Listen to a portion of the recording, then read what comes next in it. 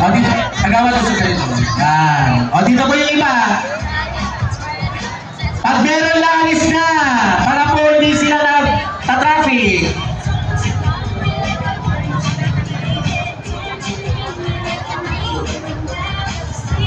Okay.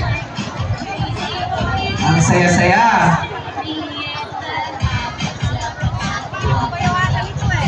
Kabayawasan po kayo? Kabayawasan yan? Aba, ang dami ng kabayawasan.